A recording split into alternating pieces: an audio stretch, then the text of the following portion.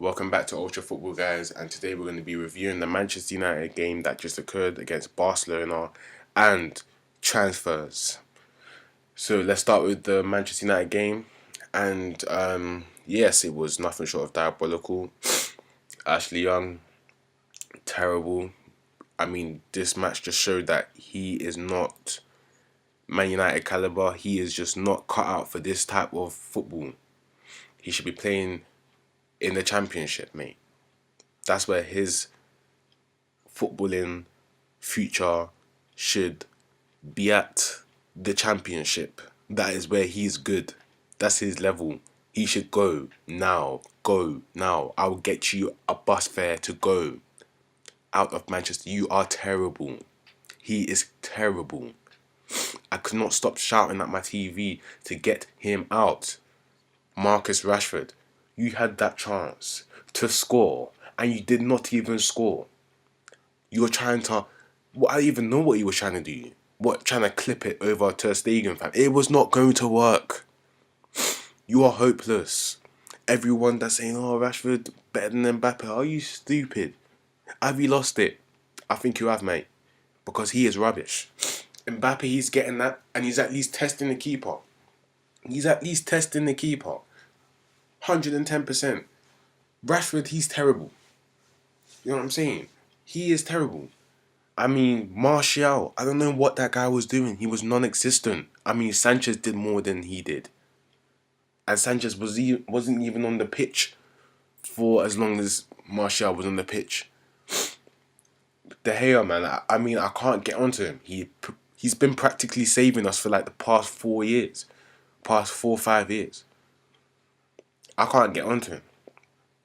He's allowed a mistake once in a while. But I think, in my opinion, ever since the World Cup, when he conceded that goal against, Ronaldo, when he let go through his legs, I think he's been a bit down.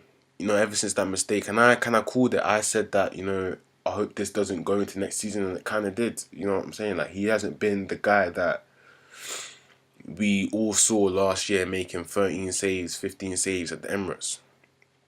I don't know if it's contract situation. We don't know what it is. I don't think it's the manager. You know what I'm saying? He's only been saying good stuff about Oli. But McTominay playing well again. First leg, second leg. You know what I'm saying? Fred playing well, although he did get nutmegged. I mean, I think all of our players just they were having stage fright. Pogba, like, that guy can leave. He can leave. Definitely can leave. He can leave, man. He doesn't ever perform for us on the big stage. A £90 million player. Like, I know he scored, 15 goals this season, 15, 16 goals this season. But you should be doing better on the big stage. You want to go to Real Madrid. What better way to show Real Madrid that you're the midfielder for them by doing better against their big, big rivals? You flopped on a big stage. Don't expect them to come for you in the summer. Phil Jones, Gary Lineker said it. His bandage loosened when they got spun. About twice. Get out of here. Whoever decided to give that boy a 4-year contract, please get sacked. It was probably Ed. This is all Ed's fault. What is Ole Gunnar Solskjaer meant to do? What is he meant to do? He's only playing with the guys at his disposal. But listen, some of the blame is going to him. I'm going to say it. We were promised attacking football. I haven't seen attacking football since the first game against Cardiff, bruv. When we was doing that one touch. Ever since then, I don't know what we've been doing. They should have decided to at least appoint him at the end of the season. See if we get in the top 4. See where we ended up in the Champions League. See where we ended up in the FA Cup. But you appointing him basically just distracted the whole run. It really did. And it's shown. We lost to Messi masterclass, basically. A Coutinho goal. We all know what Coutinho is about. We all seen him in the Premier League scoring goals outside of the box for fun for Liverpool.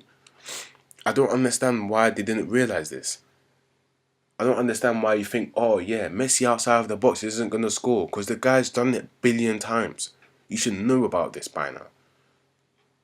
The game plan failed. But that was Manchester United out. I mean, at the end of the day, we overperformed, to be honest. We wasn't even meant to get this far. You know what I'm saying? We wasn't meant to get this far, and we got this far. So in a way, it's a good thing. Now the Manchester United board can go back and decide that, boom, Rob, this is who we need now. This is who we need now. This is who we need now. Because if we had went through, they probably thought, oh no, man, these players are all right now. These players are good. You know what I'm saying? We don't need to go and spend. You know, we've got the sufficient amount of players. We made a semi-final last year, so therefore we don't need to go and spend. Now, that hasn't happened, and they're gonna realize this. They're gonna have to spend more. 200 million in the summer. Get that sporting director in. They haven't done that yet. Hopefully they do that. Let's move on to the next match. Ajax versus Juventus. Hey, boy. It was mad. It was mad. It was a mad match. It was a mad match, to be honest. And yeah, Ajax are fearless. They're very fearless people.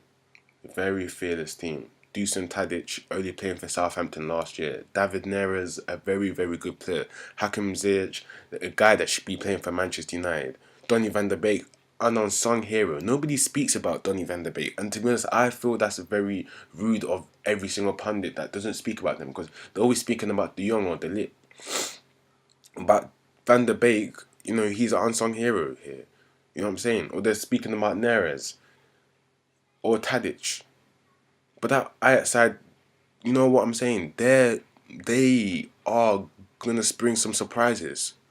110% they're gonna spring some surprises, and they play Tottenham next round.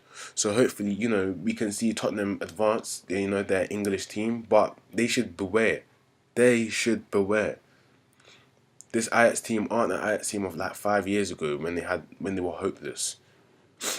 This Ajax team is like the times when they had Cliver. They won the league. You know, they won the Champions League. They're a big team.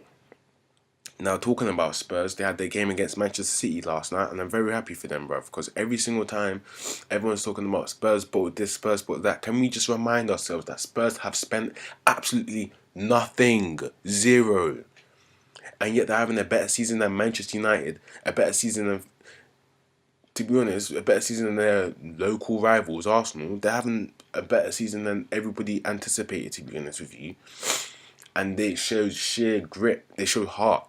Because I'm telling you, if that was Manchester United going down 4-1, 4-2 to Manchester City, there's no way they're coming back from that. The heart is going down, but this Tottenham side showed everything that all the fans from other clubs thought they never had. And if they could go and win the Champions League, that would shut up their haters about they can't win this, they can't win that, the bottle jobs. You know what I'm saying? This is Spurs. This is the new Spurs. And to be honest, I think him and Song is their key guy. Forget Harry Kane, because let's deep this. When Harry Kane came back from his ankle injury, that's when they started losing games. That's when they started losing games. His first game back was against Burnley. They lost that. Then after that, the title race was gone. Yeah? Keep faith, Spurs fans. You guys were doing brilliant. And the next game, Liverpool versus Porto. I mean, I'm not going to really speak about this match. I think everybody knew that Liverpool was going to go through, you know, the easiest tie possible. But they got Barcelona, and to be honest, they're going to beat Barcelona. I'm saying that now. Barcelona are an old aging squad, and Liverpool rock and roll football. That's what they're going to do. They're going to beat them. Simple as. Anfield is a fortress, a big, big fortress. And to be honest, I'm saying this now. Liverpool are the best team in England. And to be honest, you can even say they're one of the best teams in Europe, one of the informed teams right now. Now, let's talk about Manchester United transfers. You know, I've got some players, some big players that I feel that, you know, we could bring in. Hopefully, you know, tell me what you think of the players. You know what I'm saying? So at centre back, I've got Kalidou Koulibaly, Napoli centre back, 1.6 tackles, 1.2 interceptions. Obviously not the best, but you know, Napoli, they play a possession based game, so obviously it doesn't mean it means that he doesn't have to intercept or tackle as much. Him at centre back. My alternative to that is De Ligt. The reason why I say alternative, I think he should be the first choice, but alternative because Bayern are interested in him. Barcelona are interested in him. He's probably not going to come to Manchester United, so that's why I've got him as an alternative. Right back, I've got Aaron Wan-Bissaka, 3.9 tackles, 2.2 interceptions. He's better than Ashley Young. He's only got 1.6 tackles and interceptions. He's a good replacement for Ashley Young. He's got good dribbling, excellent at interceptions, and his numbers are just elite. One of the best. If I was Gareth Southgate, I'd get him in that England squad right away, or watch Congo come in and get him for their AFCON campaign. At centre midfield, I've got 3 options. Actually, make that 4. I've got Marco Verratti. That's my first option. I think he's a world-class midfielder. He could be our Fernandinho. I'm not sure if Manchester United will go for him though, but that's one of my choices. My second choice, Yuri Tielemans. He's already at the Premier League, 21 years old. If you know about Football Manager, if you know about FIFA, you know he's one of the best midfielders, young midfielders. Already impressing at Leicester. He's got 1 goal, he's got 4 assists. He could easily get into our side, easily play well, and show all them Manchester United fans what he's capable of.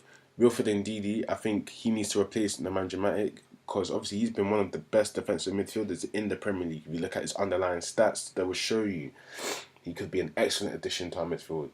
And the 4th choice is Jeffrey Kondogbia. The reason why I've got him as a 4th choice, he hasn't played that much this season, but he is very, very good player. He's a very good player that could slot easily into our midfield. And at striker, I think if Romelu Lukaku goes to Inter or Juventus, let him go. Or if Rashford goes to Barcelona for 100 million, I don't think he will go anyways. Obviously, it's a homegrown product. They don't want to lose that.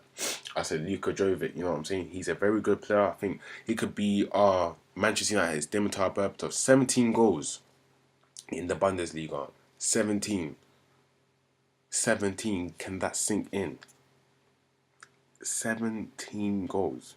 More than Lukaku, more than Rashford, more than anyone in our front line. Yeah, he has that pizzazz. He's got that class. 5 goals in 1 game against Fortuna Dusseldorf. 5 goals. Nah, man. You know what? That is what we need. We need class like that. Thank you for listening, guys. It's Ultra Football here. Like, comment, subscribe. Peace.